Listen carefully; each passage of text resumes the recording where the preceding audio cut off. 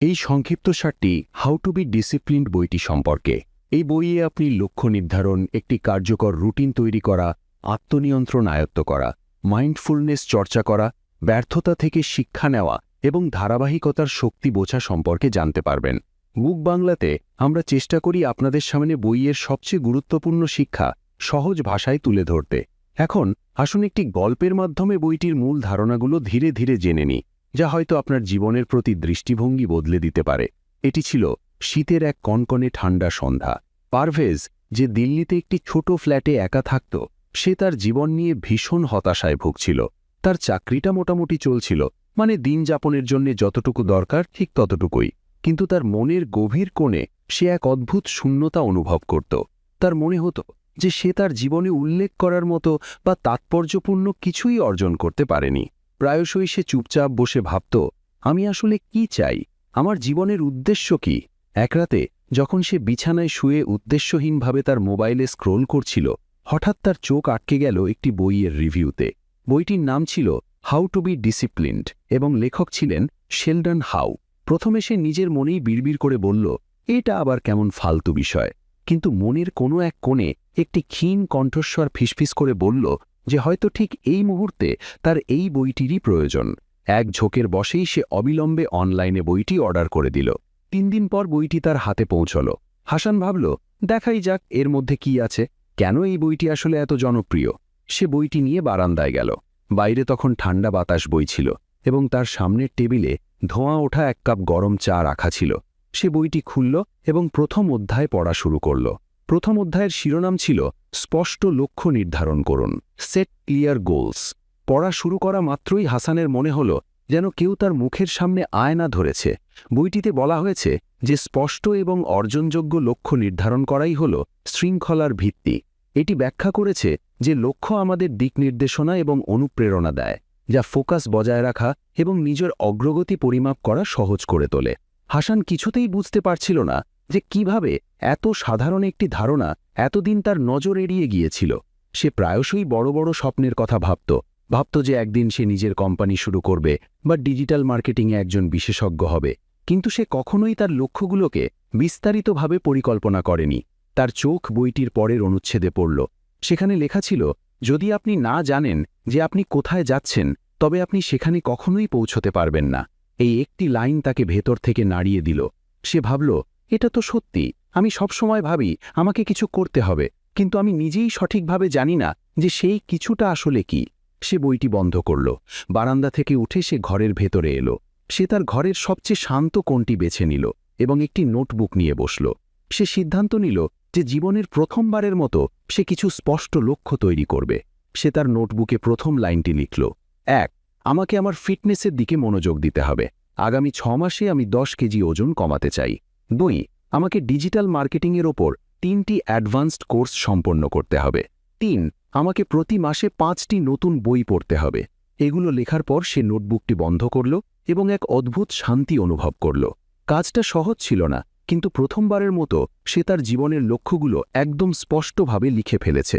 পরের দিন সকালে ঘুম থেকে ওঠার পর সে তার প্রথম লক্ষ্য নিয়ে কাজ করার চেষ্টা করল।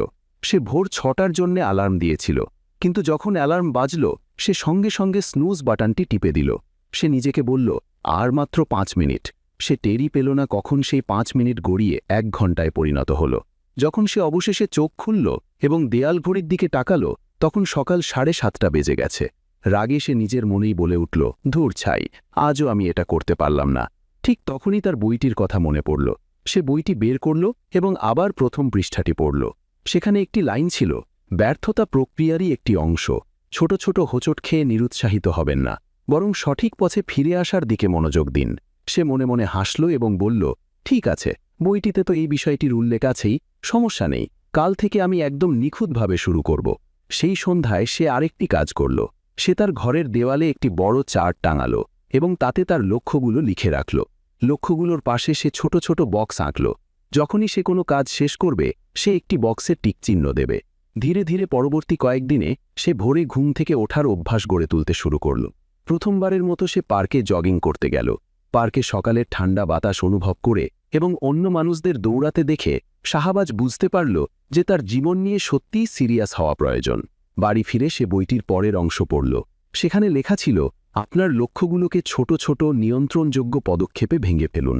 একটি বিশাল লক্ষ্য প্রায়শই ভীতিকর মনে হতে পারে, কিন্তু ছোট পদক্ষেপগুলো অর্জন করা সহজ। শাহবাজ ভাবল, কথাটা তো যুক্তিসঙ্গত। সে সিদ্ধান্ত নিল যে সে তার ফিটনেস লক্ষ্যটিকে ছোট ছোট কাজে ভাগ করবে। প্রথম সপ্তাহে সে মাত্র 15 মিনিট জগিং করবে, দ্বিতীয় সপ্তাহে 20 মিনিট এবং তারপর ধীরে ধীরে তা বাড়িয়ে 30 মিনিট করবে। বইটির প্রথম অধ্যায় যেন তার জীবনের গাইড বা দিক নির্দেশক হয়ে উঠল। সে এটি বারবার পড়ত এবং নিজের জীবনে প্রয়োগ করার চেষ্টা করত। কিন্তু জীবন কি এতই সহজ? একদিন তার মা ফোন করলেন।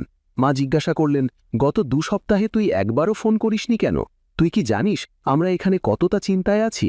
শাহবাজ হঠাৎ বুঝতে পারল যে সে লক্ষ্য পূরণের নেশায় এতটাই হারিয়ে গেছে যে পরিবারের সঙ্গে কথা বলাই বন্ধ করে দিয়েছে।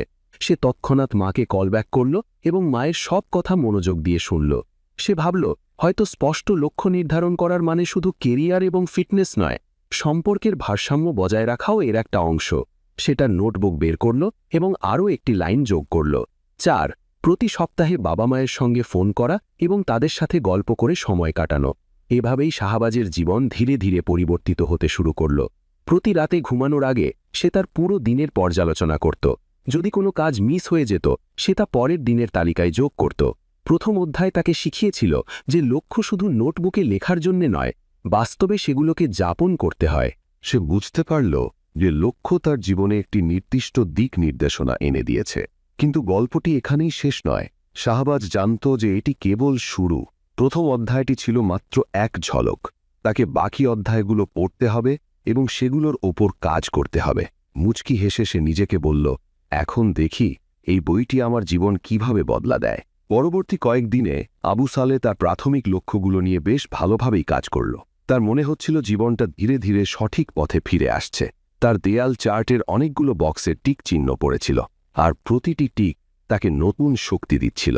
সে ভাবল, এখন বইটির পরের অধ্যায়টি পড়ার সময় এসেছে। রাতের খাবার শেষ করে সে তার ফ্ল্যাটের সেই ছোট্ট কোণটিতে বসল। বইটি তার সামনে ছিল। সে বুকমার্কটি সরালো এবং পৃষ্ঠা উল্টাল। দ্বিতীয় পাঠ ছিল, একটি রুটিন তৈরি করুন, ডেভেলপ আ রুটিন। এটি পড়ে তার মনে হলো যে এটিই ঠিক সেই জিনিস যা তার জীবনের সবচেয়ে বড় দুর্বলতা। তার জীবন এতটাই বিশৃঙ্খল ছিল যে কোনো কিছুই পরিকল্পনা মতো হতো না। কখনো সে গভীর রাত পর্যন্ত জেগে থাকত, আবার কখনো সকালে দেরি করে ঘুম থেকে উঠত। সপ্তাহের ছুটির দিনগুলো কোনো কারণ ছাড়াই এমনিই কেটে যেত। বইটিতে বলা হয়েছে, একটি ধারাবাহিক দৈনিক রুটিন তৈরি করা অভ্যাস গড়ে তুলতে সাহায্য করে, যা শৃঙ্খলার শক্তি বাড়ায়। একটি সুগঠিত সময়সূচি বিভ্রান্তি কমায় এবং নির্দিষ্ট কাজের জন্য নির্দিষ্ট সময় বরাদ্দ করে উৎপাদনশীলতা বৃদ্ধি করে। আবু সালে প্রতিটি শব্দ খুব মনোযোগ দিয়ে পড়ল। সে বুঝতে পারল যে যদি সে সত্যিই তার জীবনে শৃঙ্খলা আনতে চায়, তবে তাকে একটি কঠোর রুটিন মেনে চলতে হবে। সে নিজেকে বোঝাল, রুটিন তৈরি করার মানে জীবন একঘেয়ে বা বোরিং হয়ে যাওয়া নয়। এর মানে হল আমি আমার সময়ের সঠিক ব্যবহার করতে শিখব। সে সঙ্গে সঙ্গে তার নোটবুকটি তুলে নিল এবং তার নিখুঁত বা আদর্শ রুটিন লিখে ফেলল। 1 ভোর 6টায় ঘুম থেকে ওঠা। 2 6:15 থেকে 7টা পর্যন্ত ব্যায়াম। 3 7:30টার মধ্যে নাস্তা। 4 সকাল 8টা থেকে দুপুর 12টা পর্যন্ত অফিসের কাজ। 5 1 ঘন্টার লাঞ্চ ব্রেক। 6 দুপুর 1টা থেকে বিকেল 5টা পর্যন্ত আবার কাজ। 7 সন্ধ্যায় 1 ঘন্টা নিজের জন্য, বই পড়া, নতুন দক্ষতা শেখা বা আত্মপ্রতিফলন। 8 রাত 10টার মধ্যে ঘুমিয়ে পড়া। রুটিন পরিকল্পনা করা সহজ ছিল, কিন্তু তা অনুসরণ করা, আবু সালেহ জানত সেটাই সবচেয়ে কঠিন কাজ। সে ভাবল, কাল থেকে চেষ্টা করে দেখি। পরের দিন সকালে যখন 6টায় অ্যালার্ম বাজল, তখন সেই প্রথম দিনের মতোই আলসেমি লাগছিল। সে কিছুক্ষণ শুয়ে স্নুজ বাটন টিপে ধরে রাখল, কিন্তু তারপর তার মনে পড়ল সে আর তার পুরনো অভ্যাসে ফিরে যেতে পারে না। সে দ্রুত অ্যালার্ম বন্ধ করল এবং বিছানা থেকে উঠে দাঁড়াল। সে তার ফোনে টাইমার সেট করল এবং রুটিন অনুযায়ী ব্যায়াম শুরু করল। শুরুতে তার শরীর কিছুতেই নড়তে চাইছিল না। প্রতি মুহূর্তে তার মনে হচ্ছিল আবার গিয়ে ঘুমিয়ে পড়ি। কিন্তু সে বইয়ের সেই অংশটি স্মরণ করল যেখানে লেখা ছিল, অভ্যাস গড়ে তোলা শুরুতে কঠিন, ধারাবাহিকতা সময়ের সাথে একে সহজ করে তোলে। প্রথম কয়েকদিন ছিল সংগ্রামের। মাঝে মাঝে নাস্তার টেবিলে বসে মুসা ভাব, রুটিন তৈরি করা কি সঠিক সিদ্ধান্ত ছিল? কিন্তু দিন যত গড়াতে লাগল, সে রুটিনটি উপভোগ করতে শুরু করল। সবচেয়ে ভালো প্রভাব পড়ল তার উৎপাদনশীলতার ওপর। এখন যখন সে কাজ করতে বসত, তার পুরো মনোযোগ কাজের ওপর থাকত। সে জানত যে সবকিছুর জন্য আলাদা সময় বরাদ্দ করা আছে, তাই তাড়াহুড়ো না করে সে সব কাজ সঠিকভাবে করার সময় বের করে নিত। একদিন অফিসে তার ম্যানেজার তাকে বললেন, মুসা, অত এক সপ্তাহে তুমি যে পরিমাণ কাজ করেছ তা খুব কম লোকই করতে পেরেছে। তুমি ঠিক আছো তো? মুসা হেসে বলল, স্যার, আসলে আমি একটু সুশৃঙ্খল বা ডিসিপ্লিন হওয়ার চেষ্টা করছি। সেদিন সন্ধ্যায় বাড়ি ফেরার পর সে বুঝতে পারল যে রুটিন শুধু সময় ব্যবস্থাপনার পদ্ধতি নয়, এটি জীবনকে উন্নত করার একটি মাধ্যম। অবসর সময় সে নতুন বই পড়া শুরু করল। প্রতি রাতে ঘুমানোর আগে সে তার সারা দিনের সময়সূচি পর্যালোচনা করত। তবে জীবন তো আর সরল রেখায় চলে না। এক রবিবার তার বন্ধু পারভেজ ফোন করল। ভাই, আজ সিনেমা দেখতে যাবি? মুসা একটু দ্বিধায় পড়ে গেল। সিনেমা দেখতে যাওয়া মানে তার সন্ধ্যার পড়ার সময় নষ্ট হবে। কিন্তু তারপর সে ভাবল, রুটিন মানে কি জীবনের আনন্দ উপভোগ করা বন্ধ করে দেওয়া? মাঝে মাঝে বিরতি নেওয়া জরুরি। সে একটি নতুন জিনিস শিখল। রুটিন মানে কঠোর নিয়ম নয়, বরং ভারসাম্য বজায় রাখা। পরের দিনগুলোতে সে তার রুটিনকে কিছুটা নমনীয় বা ফ্লেক্সিবল করল। সে তার শিডিউলে কিছু ফ্রি টাইম স্লট যোগ করল। এই সময় সে যা খুশি তাই করতে পারে। পরিবারের সাথে কথা বলা, বন্ধুদের সাথে আড্ডা দেওয়া বা শুধু বিশ্রাম নেওয়া। বইটিতে আরও একটি চমৎকার লাইন ছিল, একটি কঠোর রুটিন প্রায়শই বোঝা বলে মনে হতে পারে। অপ্রত্যাশিত ঘটনাগুলির জন্য কিছুটা নমনীয়তা বা ফ্লেক্সিবিলিটি রাখুন। সে অনুভব করল যে এই রুটিন তাকে আরও ভালো মানুষে পরিণত করেছে। তার জীবনের এখন একটি কাঠামো ছিল, যেখানে আগে সে প্রতিটি কাজ শেষ মুহূর্তের জন্য ফেলে রাখত, এখন সে কাজগুলো সময় মতো শেষ করছে। পারভেজ বুঝতে পারল যে রুটিন তৈরি করা ছিল তার যাত্রার শুরু, কিন্তু তাকে তার অভ্যাসগুলো আরও গভীর করতে হবে। বইটিতে আরও অনেক শিক্ষা বাকি ছিল। সে নিজেকে কথা দিল যে সে প্রতিটি শিক্ষা পড়বে, বুঝবে এবং প্রয়োগ করবে। এই আশায় সে পরবর্তী অধ্যায়ে যাওয়ার প্রস্তুতি হিসাবে বইটি আলতো করে বন্ধ করল। কয়েক সপ্তাহ কেটে গেল। পারভেজ তার রুটিন নিয়ে বেশ স্বাচ্ছন্দ্য বোধ করছিল। ভোরে ওঠা, ওয়ার্কআউট করা এবং দিনটি প্রোডাক্টিভলি কাটানো তার অভ্যাসে পরিণত হয়েছিল। কিন্তু জীবন সবসময় মসৃণ পথে চলে না। একদিন অফিস থেকে ফিরে সে খুব ক্লান্ত হয়ে বাড়ি ফিরল এবং ভাবল, একটু বিশ্রাম লওয়া যাক।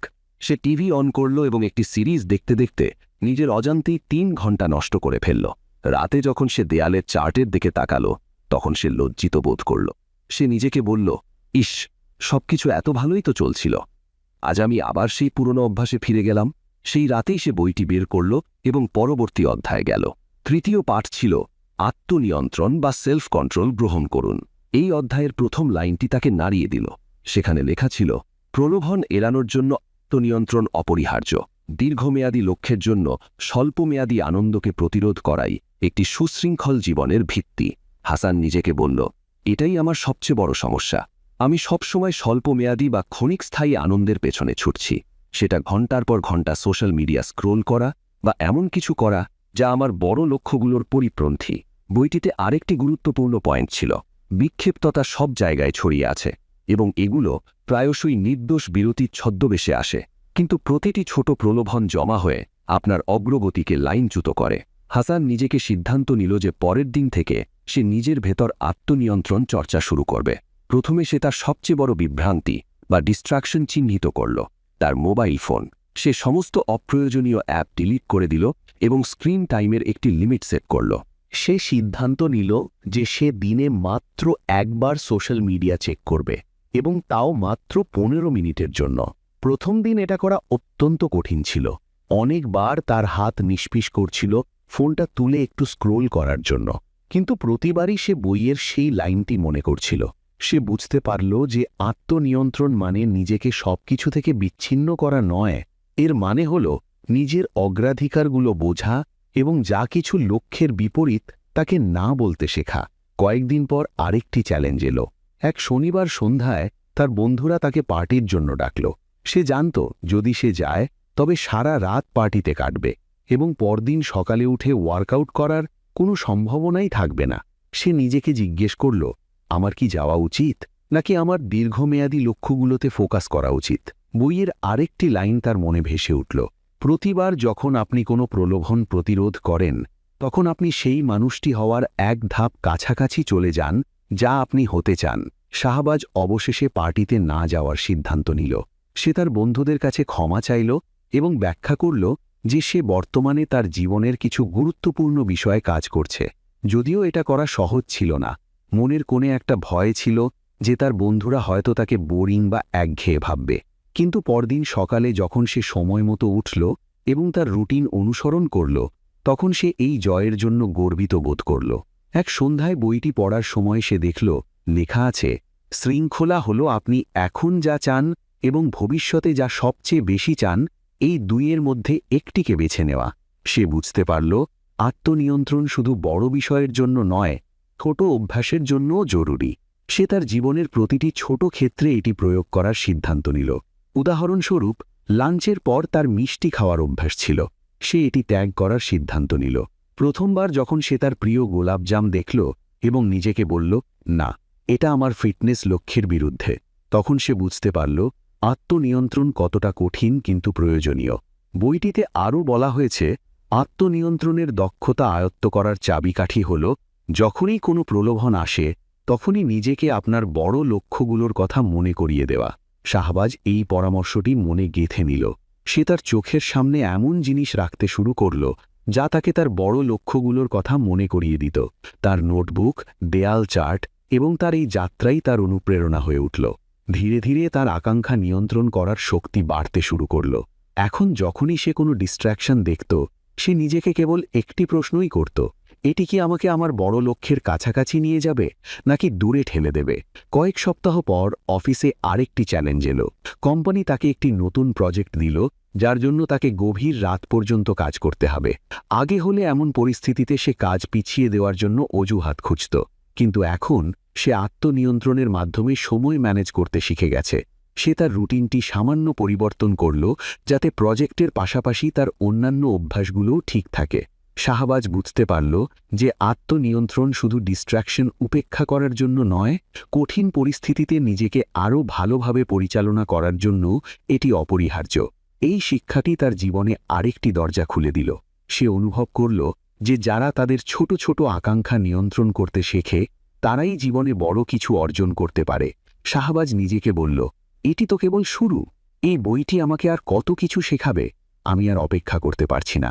পরের রাতে সে পরবর্তী অধ্যায়ে যাওয়ার প্রস্তুতি হিসেবে বইটি আলতো করে বন্ধ করল।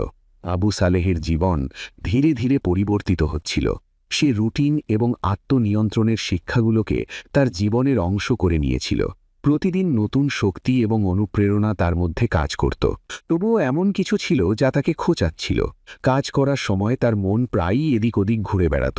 হয়তো সে কোনো কাজে ব্যস্ত আর হঠাৎ অতীতের কোনো স্মৃতি মনে পড়ে যেত, অথবা ভবিষ্যতের দুশ্চিন্তা মাথায় ঘুরপাক খেত। মাঝে মাঝে সে ভাবত, যদি আমার পরিকল্পনাগুলো কাজ না করে। আবার কখনো তার মনে হতো সে অতীতের ভুলগুলো নিয়ে ভেবে সময় নষ্ট করছে। এক সন্ধ্যায় বারান্দায় বসে সে নিজেকে বলল, আমি শৃঙ্খলা এবং আত্মনিয়ন্ত্রণ নিয়ে অনেক কাজ করেছি, কিন্তু আমার মনোযোগ বারবার অন্যদিকে চলে যায় কেন? তার মনে হলো যে হয়তো এখন পরবর্তী শিক্ষাটি নেওয়ার সঠিক সময়। সে বইটি বের করল এবং পরবর্তী অধ্যায়ে পৌঁছল। চতুর্থ পাঠ ছিল, মাইন্ডফুলনেস প্র্যাকটিস করুন, প্র্যাকটিস মাইন্ডফুলনেস। বইটিতে লেখা ছিল, মাইন্ডফুলনেস মনোযোগ ধরে রাখতে এবং উদ্বেগ কমাতে সাহায্য করে। বর্তমান মুহূর্তে উপস্থিত থাকার মাধ্যমে মানুষ তাদের চিন্তা এবং আবেগগুলো আরও ভালোভাবে পরিচালনা করতে পারে, যা উন্নত সিদ্ধান্ত গ্রহণ এবং উৎপাদনশীলতা বৃদ্ধি করে। আবু সালেহ এই অধ্যায়টি পড়া শুরু করল এবং অনুভব করল যে এটাই হয়তো তার সবচেয়ে বড় সমস্যার সমাধান। সে ভাবল, আমি প্রায়শই অতীতে বাস করি বা ভবিষ্যতের ভাবনায় হারিয়ে যাই, কিন্তু আমি হয়তো বর্তমান মুহূর্তটি যাপন করতে ব্যর্থ হচ্ছি। বইয়ের আরেকটি লাইন তার নজর কাড়ল, মন হল একটি বানরের মতো যা সর্বদা এক চিন্তা থেকে অন্য চিন্তায় লাফ দেয়। মাইন্ডফুলনেস আপনাকে এই বানরটিকে বশ করতে এবং বর্তমান মুহূর্তে ফিরিয়ে আনতে সাহায্য করে। আবু সালেহ এই পাঠটি অবিলম্বে তার জীবনে প্রয়োগ করার সিদ্ধান্ত নিল। পরদিন সকালে ওয়ার্কআউট শেষ করার পর সে একটি নতুন চর্চা শুরু করল। সে ইন্টারনেটে দেখল কিভাবে মাইন্ডফুলনেস মেডিটেশন করতে হয়। সে বারান্দায় একটি শান্ত জায়গা বেছে নিল। সে চোখ বন্ধ করল এবং গভীরভাবে শ্বাস নিতে শুরু করল। প্রথম কয়েক মিনিট তার মন সব দিকে ছুটছিল, কখনো অফিসের কাজের চিন্তা, কখনো পুরনো কোনো ঝগড়ার চিন্তা। কিন্তু সে নিজেকে বলল, যে চিন্তা আসে আসুক, আমি শুধু আমার শ্বাসের দিকে মনোযোগ দেব। ধীরে ধীরে সে অনুভব করল তার চিন্তার গতি কমে আসছে। সে যত গভীরভাবে শ্বাস নিচ্ছিল তার মন ততই শান্ত হচ্ছিল। প্রথমবারের মতো সে অনুভব করল সে তার মনকে নিয়ন্ত্রণ করতে পারে। বইটিতে বলা ছিল, মাইন্ডফুলনেস মানে চিন্তা বন্ধ করা নয়, এর মানে হল কোনো বিচার ছাড়া চিন্তাগুলো পর্যবেক্ষণ করা এবং আলতো করে মনোযোগ বর্তমানে ফিরিয়ে আনা। সে এই চর্চাটিকে তার দৈনন্দিন রুটিনের অংশ করে নিল। প্রতিদিন সকালে এবং রাতে ঘুমোতে যাওয়ার আগে সে 10 মিনিট মেডিটেশন করত। এর প্রভাব তার পুরো জীবনের ওপর পড়তে শুরু করল। অফিসে কাজ করার সময় তার ফোকাস এখন আগের চেয়ে অনেক ভালো ছিল। যদি তার মনোযোগ সরে যেত তাহলে সে কয়েক মুহূর্তের জন্য গভীর শ্বাস নিত এবং নিজেকে কাজের দিকে মনোনিবেশ করার জন্য প্রস্তুত করত। একদিন অফিসে একটি বড় প্রজেক্ট এলো। টিম লিড সবাইকে জানালেন যে কাজটি খুব কঠিন হবে এবং ডেডলাইন খুব কম। মুসার টিমের লোকেরা আতঙ্কিত হয়ে পড়ল, কিন্তু সে নিজেকে শান্ত রাখল। সে তার মাইন্ডফুলনেস চর্চা ব্যবহার করল। অন্যরা যখন ভয়ে অস্থির, মুসা তখন শান্তভাবে একটি পরিকল্পনা তৈরি করল। সে তার অংশের কাজটিকে ছোট ছোট ভাগে ভাগ করল এবং প্রতিটি দিনের জন্য একটি কাজ ঠিক করল। তার এই শান্ত এবং গোছানো পদ্ধতি দেখে টিম লিড তার প্রশংসা করলেন। তার বইয়ের আরেকটি লাইনের কথা মনে পড়ল, মাইন্ডফুলনেস কেবল চাপের মধ্যে শান্ত থাকতে সাহায্য করে না, এটি আপনার চিন্তাভাবনা পরিষ্কার করতে এবং আরও ভালো সিদ্ধান্ত নিতেও সাহায্য করে।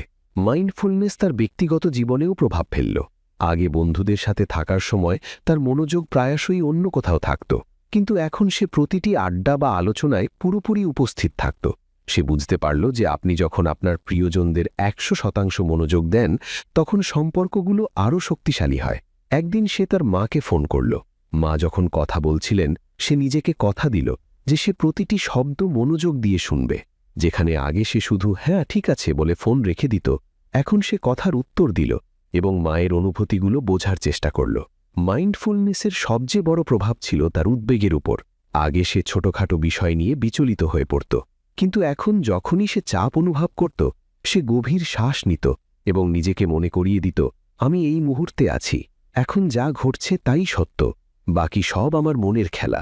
বইটিতে আরেকটি লাইন ছিল যা সে লিখে তার কাজের জায়গার দেয়ালে সাঁটিয়ে রাখল, বর্তমান মুহূর্তটিই একমাত্র স্থান যেখানে জীবন সত্যিকার অর্থে বিদ্যমান, এটিতে বাঁচতে শিখুন।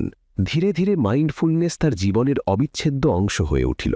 সে অনুভব করল যে এই একটি অভ্যাস তার চিন্তা, কাজ এবং সম্পর্কের মধ্যে গভীরতা এনেছে। এখন সে প্রতিটি দিন খোলা চোখ এবং খোলা মন নিয়ে যাপন করত। মুসা বুঝতে পারল যে মাইন্ডফুলনেস কেবল মেডিটেশনের মধ্যে সীমাবদ্ধ নয়, এটি প্রতিটি মুহূর্তে উপস্থিত থাকতে পারে। যখন আপনি খাচ্ছেন, কাজ করছেন বা কারো সাথে কথা বলছেন। এক সন্ধ্যায় বারান্দায় বসে সে আকাশের দিকে তাকাল। সূর্য অস্ত যাচ্ছিল এবং মেঘগুলো হালকা কমলা রং ধারণ করেছিল। সে সেই মুহূর্তটি সম্পূর্ণভাবে অনুভব করল। আগে সেই ছোট ছোট সৌন্দর্যগুলো উপেক্ষা করত, কিন্তু এখন সে বুঝতে পারল যে এই মুহূর্তগুলোই জীবনকে সুন্দর করে তোলে। এই অধ্যায়ের শিক্ষা তার দৃষ্টিভঙ্গি বদলে দিয়েছিল। সে নিজেকে বলল, যদি আমি প্রতিটি মুহূর্ত মনোযোগ দিয়ে যাপন করতে শিখি, তবে হয়তো জীবনের প্রতিটি চ্যালেঞ্জ সহজ হয়ে যাবে। এবং এই প্রতিশ্রুতির সাথে সে পরবর্তী অধ্যায়ের জন্য বইটি বন্ধ করল। পারভেজের জীবন সঠিক পথেই ফিরে আসছিল। মাইন্ডফুলনেস, আত্মনিয়ন্ত্রণ এবং রুটিনের সাহায্যে সে আগের চেয়ে অনেক বেশি উৎপাদনশীল এবং শান্ত বোধ করছিল। কিন্তু জীবন সবসময় এক থাকে না। মাঝে মাঝে সবকিছু সঠিক করার পরেও পরিস্থিতি খারাপ হতে পারে। এটি ছিল তার প্রথম বড় দায়িত্ব। সে সবকিছু পরিকল্পনা করেছিল। সে প্রতিটি ছোটখাটো বিষয়ের উপর নজর রেখেছিল, টিম মেম্বারদের সাথে আলোচনা করেছিল এবং সময়মতো কাজ শেষ করার বিষয়ে সম্পূর্ণ আত্মবিশ্বাসী ছিল। কিন্তু ডেডলাইন যত কাছে আসতে লাগল, পরিস্থিতি খারাপ হতে শুরু করল। টিমের কয়েকজন সদস্য সময়মতো তাদের কাজ জমা দিতে পারল না এবং পারভেজের নিজের কাজেও দেরি হয়ে গেল। সে যে পরিশ্রম করেছিল তার চেয়ে বহুগুণ বেশি চাপ অনুভব করল। ডেডলাইনের দিন প্রজেক্টটি অসম্পূর্ণ থেকে গেল। তার ম্যানেজার তাকে কেবিনে ডেকে অসন্তোষ প্রকাশ করলেন। পারভেজ নিজের ওপর ভীষণ রেগে গেল। সে ভাবল, আমি এত পরিশ্রম করলাম, তবুও ব্যর্থ হলাম, হয়তো আমি এই চাকরির যোগ্যই নই। সেদিন সন্ধ্যায় বাড়ি ফিরে সে বারান্দায় বসল। মনে হচ্ছিল তার সব পরিশ্রম বৃথা গেছে। সে বইটি তুলে নিল এবং পরবর্তী অধ্যায়ে গেল। পঞ্চম পাঠ ছিল, ব্যর্থতা থেকে শিক্ষা নিন, লার্ন ফ্রম ফেইলিয়ার্স। প্রথম লাইনটি পারভেজকে ভাবতে বাধ্য করল। ব্যর্থতা শেষ নয়, এটি সাফল্যের একটি সোপান। শৃঙ্খলার অন্তর্ভুক্ত হল ব্যর্থতা থেকে শিক্ষা নেওয়া, এটি নিয়ে হতাশ হওয়া নয়। বইটিতে আরও বলা হয়েছে, প্রতিটি ব্যর্থতা একটি শিক্ষা বহন করে, এটি খুঁজে বের করা এবং নিজেকে আরও শক্তিশালী করতে ব্যবহার করা আপনার দায়িত্ব। পারভেজ মুহূর্তের জন্য বইটি বন্ধ করল এবং ভাবল, আমি কি আমার ব্যর্থতা থেকে শিখতে পারি? এটা কি সত্যিই নিজেকে উন্নত করার একটি সুযোগ? পরবর্তী কয়েকদিনে সে প্রজেক্টটি খুব মনোযোগ দিয়ে পর্যালোচনা করল। সে ভাবল কি ভুল হয়েছিল। সে দেখল যে সে কিছু ছোটখাটো বিষয়ের দিকে নজর দেয়নি। উদাহরণস্বরূপ, সে টিমের সাথে নিয়মিত যোগাযোগ বা চেক ইন করতে ভুলে গেছিল এবং কাজগুলো সঠিকভাবে ভাগ করার পরিবর্তে সে প্রায়শই সবকিছু একাই করার চেষ্টা করেছিল। বইটিতে লেখা ছিল, ব্যর্থতা প্রায়শই ঘটে কারণ আমরা ছোট বিষয়গুলো উপেক্ষা করি। নিজেকে দোষারোপ করার পরিবর্তে নিজের ভুলগুলো নিয়ে ভাবুন, যাতে উন্নতি করা যায়। পারভেজ তার ভুলগুলো মেনে নিল। সে নিজেকে কথা দিল যে পরের বার সে আরও ভালো প্রস্তুতি নেবে। কিন্তু একই সাথে সে নিজেকে মনে করিয়ে দিল যে একটি প্রজেক্টে ব্যর্থ হওয়া তার পুরো সক্ষমতাকে প্রশ্নবিদ্ধ করে না। নিজেকে অনুপ্রাণিত করতে সে বইয়ের একটি লাইন আউড়ে নিল, ব্যর্থতা একটি ডিট্যুর বা ভিন্ন পথ, কানাগলি নয়। এটি আপনার কৌশলকে শান্ত করার এবং আরও শক্তিশালী হয়ে ফিরে আসার সুযোগ। পরবর্তী সপ্তাহে অফিসে আরেকটি প্রজেক্ট এলো। হাসান অলম্বে তার ভুল থেকে শেখা বিষয়গুলো প্রয়োগ করতে শুরু করল। সে টিমের সাথে ভালো যোগাযোগ রাখল এবং শুরুতেই প্রতিটি ছোট সমস্যার সমাধান করল। ধীরে ধীরে সে বুঝতে পারল যে ব্যর্থতাকে ভয় পাওয়ার পরিবর্তে এটিকে একটি চ্যালেঞ্জ হিসাবে দেখা উচিত। সে অনুভব করল যে প্রতিটি ব্যর্থতার পেছনে একটি শিক্ষা লুকিয়ে আছে। আরেকটি ঘটনা তাকে এই পাঠটি আরও গভীরভাবে বুঝতে সাহায্য করল। গত কয়েক সপ্তাহ ধরে সে ভোরে ওঠার অভ্যাস মেনে চলছিল, কিন্তু একদিন রাতে জেগে থাকার কারণে সকালে উঠতে ব্যর্থ হল। সে ভাবল, আমি কি আমার পুরনো অভ্যাসে ফিরে যাচ্ছি? আগে হলে সে নিজেকে অভিশাপ দিত, কিন্তু এখন সে বইয়ের পরামর্শ গ্রহণ করল। সে নিজেকে বলল, এটা মাত্র একদিনের ব্যাপার, আমি কাল থেকে আবার আমার রুটিনে ফিরে যেতে পারি। বইটিতে লেখা ছিল, শৃঙ্খলা মানে প্রতিদিন নিখুঁত হওয়া নয়, এর মানে হল হোঁচট খাওয়ার পর আবার উঠে দাঁড়ানো। পরের দিন অ্যালার্ম বাজার সঙ্গে সঙ্গে সে ওঠার পূর্ণ চেষ্টা করল এবং আবার তার রুটিন ধরল। হাসান বুঝতে পারল যে ব্যর্থতার সাথে মোকাবিলা করার উপায় হল এটি মেনে নেওয়া, এটি থেকে শেখা এবং এগিয়ে যাওয়া। সে তার চার্টে একটি নতুন অংশ যোগ করল, লেসন্স লার্ন বা শিক্ষিত পাঠ। যখনই সে কোনো কাজে ব্যর্থ হতো, সে সেখানে লিখে রাখত যে সে ওই অভিজ্ঞতা থেকে কি শিখল। কয়েক সপ্তাহ পর হাসানের ম্যানেজার তাকে ডাকলেন। তিনি বললেন, হাসান, তোমার কাজে অবিশ্বাস্য উন্নতি হয়েছে। যে প্রজেক্টে তুমি ব্যর্থ হয়েছিলে সেটি তোমাকে অনেক কিছু শিখিয়েছে এবং সেই শিক্ষা তোমার প্রতিটি কাজে প্রতিফলিত হচ্ছে। হাসান হাসল। সে অনুভব করল যে ব্যর্থতা তাকে ভেঙে ফেলার পরিবর্তে তাকে আরও শক্তিশালী করছে। বইটিতে আরেকটি কথা ছিল, ব্যর্থতার মাধ্যমেই সহনশীলতা বা রেজিলিয়েন্স তৈরি হয়। আপনি যত বেশি বাধার সম্মুখীন হবেন, তত বেশি শক্তিশালী হবেন। এই শিক্ষাটি হাসানের চিন্তাধারা সম্পূর্ণ বদলে দিয়েছিল। এখন যখনই সে কোনো কাজে ব্যর্থ হতো, আতঙ্কিত বা হতাশ হওয়ার পরিবর্তে সে নিজেকে জিজ্ঞেস করত, আমি এখান থেকে কি শিখতে পারি? একদিন ফ্ল্যাটে বসে সে তার পুরনো বন্ধুদের কথা ভাবল, সেই বন্ধুরা যারা তাকে লুজার বলে টিটকারি দিত যদি সে কোনো কিছুতে ব্যর্থ হতো। কিন্তু এখন সে জানে ব্যর্থতা কোনো দুর্বলতা নয়। সে নিজেকে বলল, ব্যর্থ হওয়া জরুরি। যদি আমি ব্যর্থ না হতাম, তবে আমি কখনোই শিখতে পারতাম না। সেদিন সন্ধ্যায় সে বইটি আবার খুলল। সে জানত পরবর্তী অধ্যায়েও তার জন্য বিশেষ কিছু অপেক্ষা করছে, কিন্তু এবার বইটি বন্ধ করার আগে সে সেই পৃষ্ঠাটি শেষবারের মতো পড়ল, যা তাকে বারবার মনে করিয়ে দিত, সাফল্যের পথে ব্যর্থতাকে আরেকটি ধাপ বলুন, এগিয়ে যেতে থাকুন। এবং সে প্রতিজ্ঞা করল যে সে প্রতিটি ব্যর্থতাকে আলিঙ্গন করবে এবং তা থেকে শিক্ষা নিয়ে এগিয়ে যাবে। শাহবাজ বইটির 5টি পাঠ তার জীবনের অংশ করে নিয়েছিল। প্রতিটি নতুন পাঠ তার চিন্তাভাবনাকে আরও উন্নত করেছিল। সে নিজেকে অনেক পরিবর্তিত হতে দেখল। যে মানুষটি আগে প্রতিটি ছোট ব্যর্থতার জন্য নিজেকে দোষারোপ করত, এখন সে নিজেকে শিখিয়েছে যে পড়ে যাওয়া স্বাভাবিক, কিন্তু পড়ে যাওয়ার পর উঠে দাঁড়ানো তার চেয়ে বেশি জরুরি। তবে তার যাত্রা এখনও শেষ হয়নি। বইয়ের শেষ অধ্যায়টি তার কৌতূহল বাড়িয়ে দিল। সে বইটি আবার খুলল।